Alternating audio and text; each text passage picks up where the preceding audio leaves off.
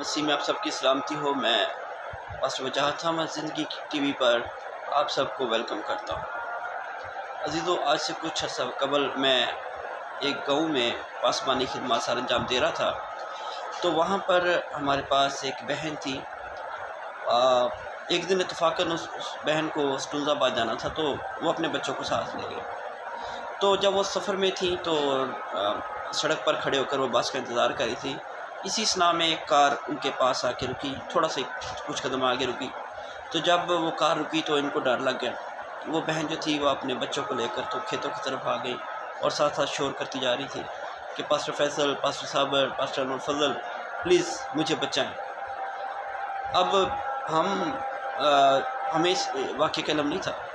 Sunday کو جب وہ بہن چرچ آئی تو انہوں نے اینڈ پہ کہا کہ میں نے ایک گواہی شیئر کرنی ہے۔ ہم نے کہا ضرور، پلیز شیئر کریں گواہی۔ تو گواہی میں انہوں نے یہی باتیں بتائیں جو بھی میں نے آپ کو بتائی ہیں۔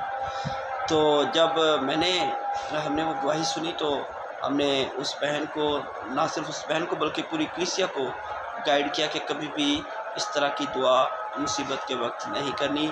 کوئی بھی خادم، کوئی بھی انسان جو ہے وہ آپ کی مدد نہیں کرتا، اور نہ ہی ہم نے آپ کو ایسا سکھایا ہے۔ مدد صرف خدا سے مانگنی ہے اور وسیلہ صرف یسوع مسیح ہے، لہذا ایسی باتیں نہیں کرنی۔ دوبارہ کبھی ایسے واقعہ ہو تو پھر آپ نے ایسے کبھی نہیں پکارنا۔ تو اس بہن نے ضرور اس چیز کو سیکھا، اور نہ صرف اس بہن نے بلکہ پوری کلیسیا نے اس بات کو سیکھا۔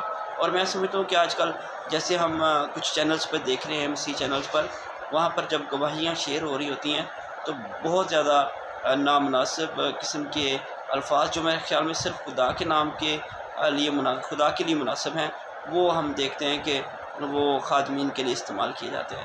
تو میں سمجھتا ہوں کہ چلے کلیسیا تو اتنی سمجھدار نہیں ہوتی، وہ تو ان چیزوں کو نہیں سمجھتی کہ ہمیں کسی خادم کے لیے، کسی پاسٹر کے لیے ایسے الفاظ بولنے چاہیے نہیں، لیکن خادمین کو تو پتہ ہوتا ہے کہ ہاں یہ بات مناسب ہے اور یہ بات ایکسٹرا ہوئی، اور ہمیں ضرور وہاں پر سکھانے کی ضرورت ہے۔ میں ایک چھوٹا سا خدا کے کلام میں سے حوالہ بھی آپ کے ساتھ شیئر کروں گا تاکہ ہمیں مزید آسانی میں ہو جائے اس بات کو سمجھنے کے لیے۔ میرے پاس بائبل مقدس میں مکاشفہ کی کتاب، اس کا 22واں باب اور اس کی 8ویں آیت سے میں آپ کے لیے پڑھوں گا۔ لکھا ہے، میں وہی یوحنا ہوں جن باتوں کو سنتا اور دیکھتا تھا، اور جب میں نے سنا اور دیکھا تو جس فرشتہ نے مجھے یہ باتیں دکھائیں میں اس کے پاؤں پر سجدہ کرنے کو گرا۔ اس نے مجھ سے کہا، خبردار، ایسا نہ کر، میں بھی تیرا اور تیرے بھائی نبیوں اور اس کتاب کی باتوں پر عمل کرنے والوں کا ہم خدمت ہوں، خدا ہی کو سجدہ کر۔ ہم دیکھتے ہیں کہ یہاں پر یوحنا رسول جو ہیں وہ اس فرشتے کے آگے سجدہ کرنے لگے، تو اس فرشتہ نے سجدہ کرنے کی اجازت نہیں دی، بلکہ اس نے ان کو روکا اور کہا کہ نہیں، ہم بھی آپ کے ہم خدمت ہیں اور ہمارے لیے مناسب نہیں کہ آپ ہمیں سجدہ کریں، یہ صرف خدا ہی کو سجدہ واجب ہے۔ میں سمجھتا ہوں جلال بھی صرف خدا کے نام کو ہے، شفا کسی انسان کے ہاتھ کی چیز نہیں ہے، یہ خدا ہی دیتا ہے۔ لہذا ایسے الفاظ جب کلیسیا استعمال کرے تو کلیسیا کو بھی سکھانے کی ضرورت ہے، پلس اس خادم کو بھی اپنی کلیسیا کو بتانے کی ضرورت ہے کہ وہ کبھی بھی گواہی میں اس طرح کے الفاظ نہ استعمال کریں۔ پچھلے دنوں تو جذباتی ہو کر کسی بہن نے یہاں تک کہہ دیا کہ وہ اس دنیا کے شیر ببر ہیں۔ میں سمجھتا ہوں کہ یہاں پر ہمیں ان کو سکھانے کی ضرورت ہے، اس بہن کو بھی، اور ضرور نہ صرف اس بہن کو بلکہ خدا کے خادم کو جن کے لیے الفاظ استعمال کیے گئے ان کو بھی چاہیے کہ وہ آن ایئر ہو کر ضرور اپنے لوگوں کو سکھائیں کہ بھائی گواہی میں سارا جلال مسیح کا ہے، سارا جلال خدا کا ہے۔ کبھی بھی مجھے یا کسی انسان کو اس حد تک آگے نہ لے کے جائیں کہ لوگوں کا دھیان مسیح سے ہٹ جائے اور انسانوں پر رک جائے۔ میں سمجھتا ہوں کہ اگر یہ ویڈیو آپ تک پہنچ پا رہی ہے تو ضرور آپ اس ویڈیو کے ذریعے اس چیز کو سیکھیں اور لوگوں کو سکھائیں۔ لوگ ہماری بات شاید نہ مانیں، لوگ آپ کی بات مانتے ہیں۔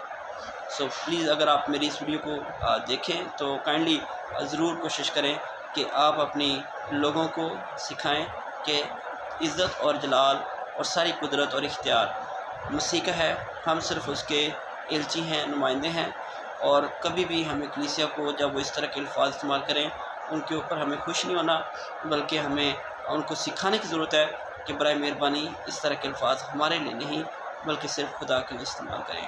آپ سب کی سلامتی ہو، خداوند آپ سب کو برکت دے۔ Thank you.